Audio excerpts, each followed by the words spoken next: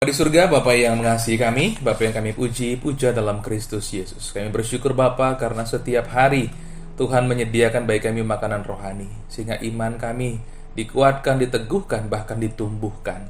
Bapa, pada malam ini kami pun juga akan membaca, merenungkan firman-Mu, yang berdoa, yang mohon Roh Kudus-Mu menerangi hati pikiran kami, sehingga firman-Mu segala hikmat kuasa yang terkandung di dalamnya hadir sepenuh seutuhnya dalam kehidupan kami. Terima kasih Bapa, berkati firman-Mu, berkati para pendengar New Hope for New Generations, dan di dalam nama Tuhan Yesus Kristus yang berdoa, haleluya, amin.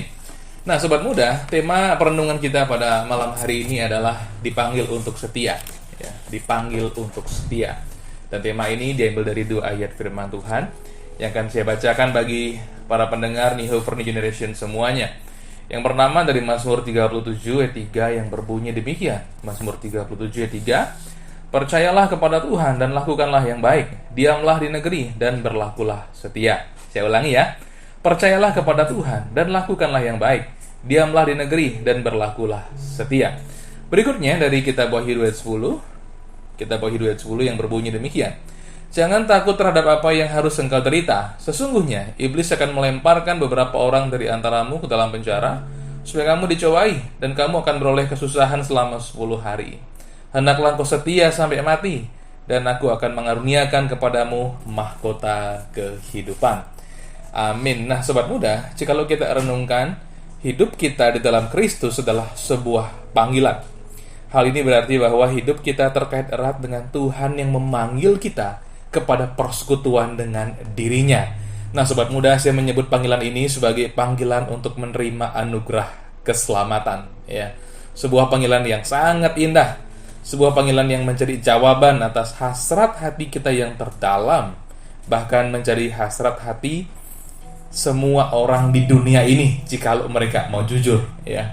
Sebab sesungguhnya semua orang butuh keselamatan, dan hal ini nyata dari jawaban yang kita dapat dengar dari kehidupan sehari-hari. Coba sih sobat muda, jikalau ketemu orang yang sedang akan beribadah atau sembahyang ke suatu tempat, coba sobat muda tanya mereka, Bapak, Ibu, Kakak, misalnya gitu ya, mengapa kok Anda beribadah dan sembahyang hari ini? Jawaban yang pasti akan kita dapatkan adalah supaya saya selamat.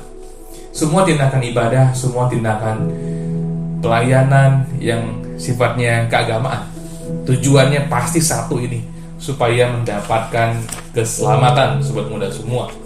Nah karena keselamatan itu sesuatu yang didambakan oleh setiap hati manusia, maka hal itu tidak akan dapat disangkal.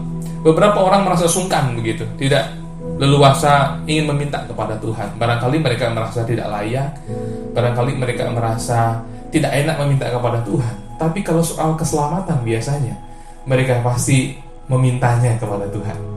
Sebab bagaimanapun juga Tuhan sudah menaruh kerinduan itu, kesadaran itu dalam hati manusia, sehingga mereka kiranya menemukan keselamatan yang berasal daripada Tuhan. Nah, keselamatan yang kita terima dari Kristus Tuhan kita, sobat muda, adalah keselamatan yang kekal, yang membuat jiwa kita mendapat sebuah kepastian dan jaminan bahwa ia pasti tidak akan binasa. Sebab ketika kita menerima Kristus, pada saat itu juga, pada detik itu juga kita dimateraikan, disegel menjadi milik Allah Bapa yang kekal, sehingga kita sampai selama-lamanya akan bersama-sama dengan Dia, dan kita tidak akan binasa. Nah, namun demikian sobat muda, ketika kita sudah menerima keselamatan itu, maka keselamatan itu akan menyata dalam kehidupan kita sehari-hari. Salah satu tanda bahwa kita orang-orang yang sudah menerima anugerah itu adalah kita akan memancarkan buah ini, yakni buah kesetiaan, ya. Kita akan menjadi orang-orang yang menyadari bahwa setia itu rupanya sesuatu yang memang harus kita berikan kepada Tuhan, sebab Dia layak menerimanya. Bagaimana tidak, Tuhan sendiri yang pencipta segala sesuatu alam semesta ini, pencipta kita, tetap setia kepada kita dengan menyelamatkan kita dari kebinasaan. Bagaimana mungkin kita, umat manusia yang sudah diberinya anugerah keselamatan, tidak setia kepadanya, ya. Nah, kesetiaan itu penting sobat muda, dan kesetiaan itu sesungguhnya harus nyata dalam hubungan kita dengan Tuhan maupun juga dengan sesama, ya. Nah, dalam hubungan dengan Tuhan, kesetiaan itu harus nyata dalam buah ini, yakni hidup kita beribadah kepada Tuhan.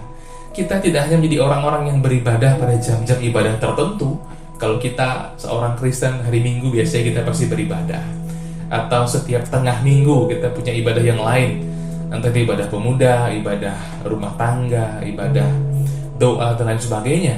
Namun ketika kita menyadari kesetiaan itu adalah suatu buah yang indah dari Tuhan, kita akan memandang ibadah itu sebagai hal yang sangat penting sekali, sebagai sesuatu tanda penghormatan kita kepada Tuhan, sebagai ekspresi kasih kita kepada Tuhan. Sebab bagaimanapun juga tanpa ekspresi, iman itu seolah-olah tidak nyata dalam hidup kita, kan gitu ya.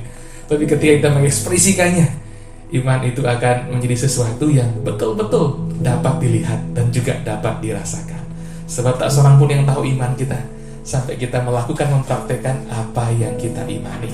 Namun demikian, ketika kita beribadah, seringkali ada hal-hal yang menarik juga pada jam yang sama. Barangkali kita punya hobi sepak bola, kita punya hobi nonton MotoGP barangkali. Tapi ketika hal itu ada pada jam yang sama dengan ibadah kita, yang mana yang sudah pilih? Pilihlah untuk tetap beribadah, amin. Tetaplah mengutamakan Tuhan, sebab Tuhan itu segala-galanya. Kalau Tuhan sudah kita utamakan, maka yang lain akan teratur dengan sendirinya, sebab mudah. Apalagi zaman sekarang, ya, kita sangat dimudahkan sekali. Hobi kita itu sudah ada yang nge-save biasanya di YouTube, betul? Kalau kita suka sepak bola, pas jam ibadah kita sepak bola itu pertandingan jadi mulai, nanti besoknya tinggal buka YouTube, ada di situ. Jangan sampai kita melalaikan ibadah karena hal itu. Bahkan sekalipun itu tidak ada, saya yakin kita yang menyadari betapa hebatnya kesetiaan Tuhan kepada kita akan tetap memilih beribadah, ya. Itu kalau beribadah. Ada lagi lain ekspresinya, kesetiaan kita dalam pelayanan, ya.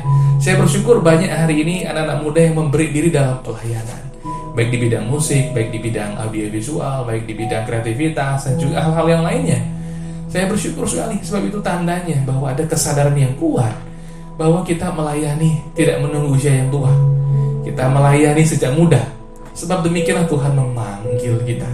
Dia memanggil kita pada usia yang masih sangat dini sekali, supaya hidup kita penuh dengan pengenalan akan Tuhan. Nah, ketika kita melayani Tuhan, tentu godaannya juga ada.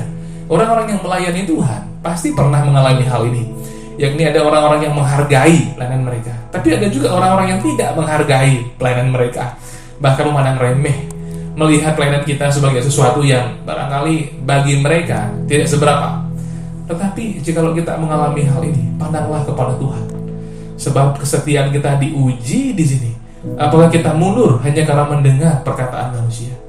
Tapi kalau kita sadar, kita melayani sebagai wujud kesetiaan kita kepada Tuhan, maka saya yakin sekalipun ada suara-suara sumbang, orang-orang yang tidak sportif di sekitar kita, kita akan tetap kuat melayani Tuhan. Mungkin kita sempat sedih, tapi kita akan sadar, saya melayani bukan karena orang lain, bukan karena manusia, tapi karena Tuhan yang sudah memanggil saya. Amin.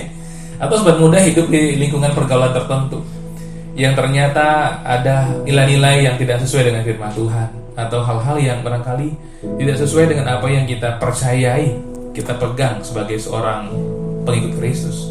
Ketika itu terjadi, apa yang kita perbuat? Ketika ada orang yang barangkali mengejek kita tidak perlu marah, senyumin aja, ya. Tuhan kan memanggil kita untuk jadi garam dan terang dunia di tengah-tengah lingkungan seperti itu. Walaupun mereka berlaku seperti itu, senyumin saja. Kalau kita masih bisa diterima di situ, jadilah garam, jadilah terang di tengah-tengah kehidupan mereka. Tapi kalau kita pada akhirnya hendak di ekskomunikasi gitu ya, hendak dikucilkan, ya sudahlah.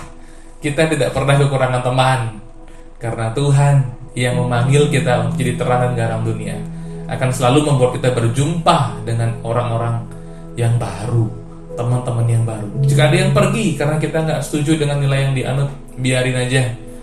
Tetaplah berjalan melangkah maju ke depan, sebab di dalam Tuhan akan mempertemukan kita dengan orang-orang yang menjadi komunitas yang baik, yang akan membangun juga kehidupan kita di dalam Tuhan.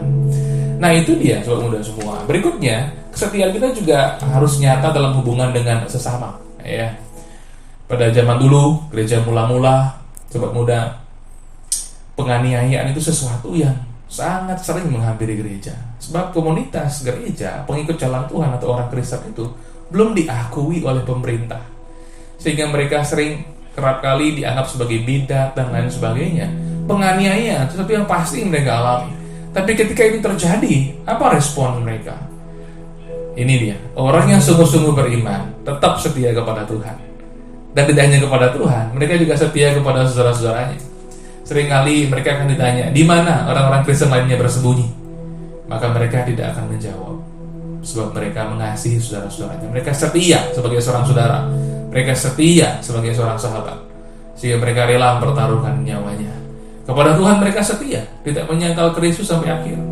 Tapi kalau ada yang menyangkalnya, berarti imannya tidak sejati. Imannya hanya iman yang ikut-ikutan saja. Tapi orang yang beriman sungguhan akan sungguh-sungguh setia sampai akhir, dan juga akan melindungi teman-temannya dari ancaman mara bahaya penganiayaan pada waktu itu, sobat muda. Nah, hari ini sesama kita itu yang paling dekat tentu adalah keluarga kita, ya. Kalau kita hari ini masih punya keluarga, bersukacitalah, bersyukurlah. Lihatlah mereka sebagai perpanjangan tangan Tuhan, perpanjangan lidah Tuhan juga, yang memberikan kita semangat, penghiburan, dan kekuatan ketika kita menghadapi segala tantangan di tengah-tengah kehidupan kita. Berikutnya, kalau kita masih sekolah dan kuliah, tentu lingkungan sekolah, lingkungan kuliah itu adalah lingkungan terdekat kita, sesama kita manusia yang dihadirkan juga dalam kehidupan sekitar kita. Dan kalau kita sudah bekerja, maka lingkungan kerja kita adalah tempat kita harus menyatakan kesetiaan kita sebagai sesama manusia. Nah, sobat muda, kesetiaan kita dalam lingkungan semacam itu juga akan terus diuji, ya. Kalau kita orang yang terbukti setia, orang yang selalu jujur, sportif seorang dengan yang lain, maka lama-kelamaan orang-orang akan sadar kita rupanya orang yang memang sungguh-sungguh bisa dipercayai, orang-orang yang dapat diberikan tanggung jawab yang lebih besar lagi. Sehingga benarlah firman Tuhan ini, jikalau kita setia dalam perkara kecil, Tuhan akan percayakan kepada kita perkara yang lebih besar. Amin. Nah, sobat muda, zaman sekarang ini banyak orang mencari orang-orang yang dapat dipercaya, ya. Dan kepercayaan itu mahal. Mengapa demikian? Karena kepercayaan bukanlah sesuatu yang dapat dilihat secara seketika. Kepercayaan itu tumbuh ketika kita hidup berintegritas dalam waktu yang relatif cukup lama. Orang tahu siapa kita. Barangkali kita juga sempat diuji, tanda kutip, ya, kesetiaan kita dengan kepercayaan tertentu. Tapi ketika kita rupanya terbukti setia, maka mereka akan memandang kita sebagai orang-orang yang bisa dipercaya. Nah, ini nih, ketika kita bisa dipercaya, tanggung jawab yang lebih besar akan datang. Dan kalau kita orang-orang yang masih sekolah, kuliah, seringkali itu bisa berupa kesempatan untuk belajar atau menempuh pendidikan yang jenjangnya lebih tinggi.